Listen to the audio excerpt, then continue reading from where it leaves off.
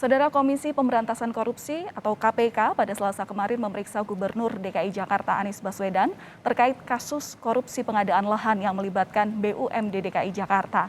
Anies diperiksa sebagai saksi bagi tersangka mantan Dirut Perumda Pembangunan Saranajaya, Yori Cornelis Pinontoan. KPK Selasa kemarin memeriksa Gubernur DKI Jakarta Anies Baswedan terkait kasus dugaan korupsi pengadaan lahan yang dilakukan Perumda Pembangunan Saranajaya. Anies diperiksa sebagai saksi bagi tersangka mantan Dirut Perumda Saranajaya, Yori Cornelis Pinontoan. Pemeriksaan berlangsung sekitar 5 jam. Ada 8 pertanyaan penyidik terkait aturan pengadaan rumah di Jakarta.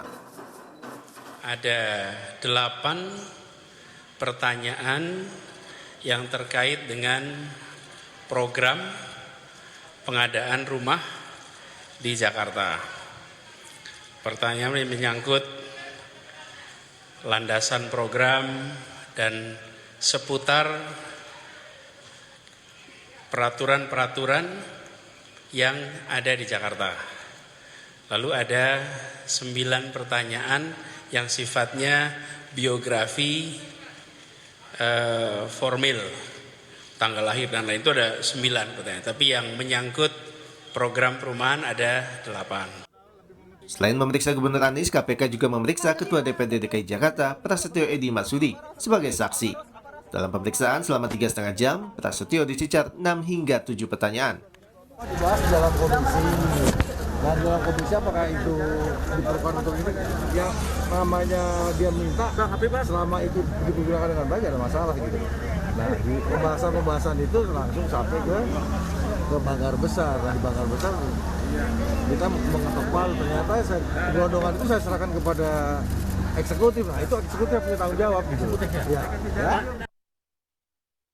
Dalam kasus ini, KPK telah menetapkan sejumlah nama sebagai tersangka, yakni mantan Dirut Perumda Saranajaya, Yori C. Pinontoan, Direktur PT Aldira Berkah Abadi Makmur, Rudi Hartono Iskandar, Direktur PT Adonara Propetindo, Tommy Adrian, Wakil Direktur PT Adonara Propetindo, Anja Runtuwene, dan satu tersangka korporasi yakni PT Adonara Propetindo. Kasus ini bermula dari adanya pembelian lahan di Munjul, kawasan Pondok Ranggon, seluas 41.921 meter pada tahun 2019. Saat itu PT Adonara Propetindo menawarkan harga tanah kepada perusahaan BUMD DKI Jakarta sebesar 7,5 juta rupiah per meter. Padahal tanah tersebut dibeli dengan harga 2,5 juta rupiah per meter.